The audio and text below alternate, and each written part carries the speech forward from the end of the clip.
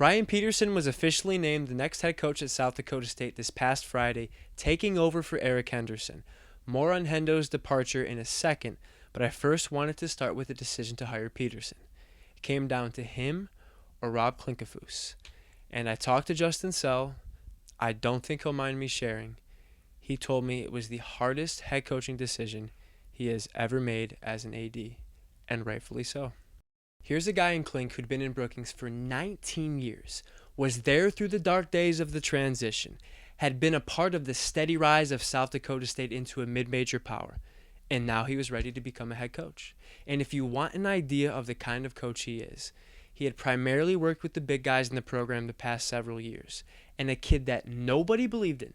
No other Division I school offered him a scholarship. They took him as a project at South Dakota State, and boy is he being developed. Damon Wilkinson.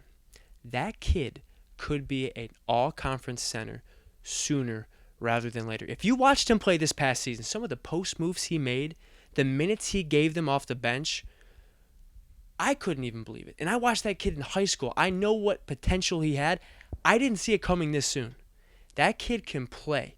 Another big guy before him who was ahead of schedule in his development, Will Kyle. And what did Oscar Clough come in and do this past year in one season? Absolutely dominated. If you're a big guy in the program and you've been coached by Klinkefus, these are the things that happened. The guy knows what he's doing. He's a damn good coach.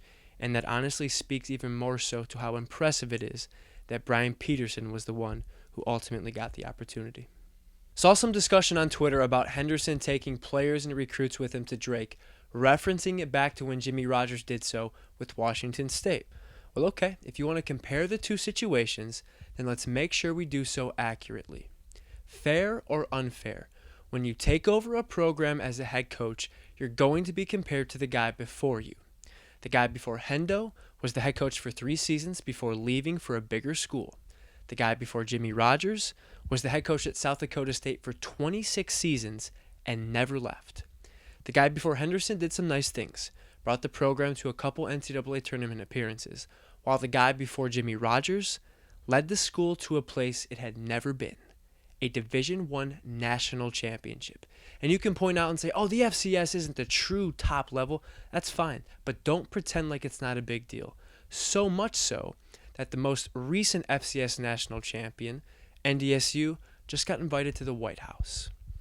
Henderson left behind an assistant who knows the players, can steady the program. Jimmy Rogers left behind chaos. He literally left the building empty. Now, I will certainly point out that what he did by bringing the entire staff with him to Washington State was great for every single one of those guys' careers. It was. That is the truth. And perhaps the word gutted isn't the proper term to describe what Jimmy Rogers did to the program, because gutted sounds like you're killing something, and the program is not that. They're going to be just fine. But the guy dismantled South Dakota State football.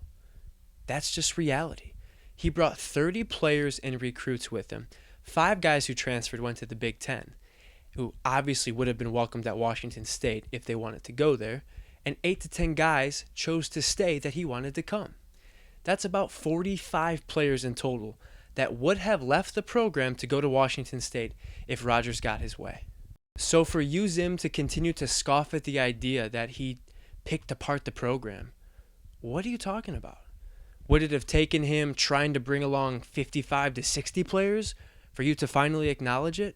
And whether you think what he did was right or wrong isn't the point.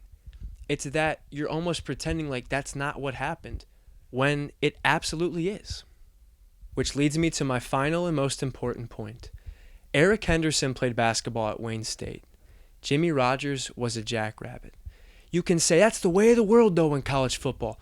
Coaches build smaller schools up and then they tear them down when they leave. And people pointed to Cignetti, who went from JMU to Indiana, taking 30-plus players along with him. He didn't play at JMU. He didn't play for the same guy who gave him his only opportunity to be a Division I athlete, who almost 2 decades later willingly stepped aside, handing him the most talented team the program had ever seen. Jimmy Rogers' situation is unique. To act like the Henderson departure is comparable, as if they're apples to apples, is ridiculous. They're not. South Dakota State football was and is Jimmy's family. And when you treat your family and your home like it's just any other place, you're going to create deep, deep wounds. Was Jimmy Rogers a huge part of South Dakota State's success over the past couple decades? Absolutely. And if he goes on to be a successful head coach elsewhere, if not already, the people of South Dakota State and the fan base will eventually come around to him, and they will be proud of him. But it's going to take time, and that is perfectly fair.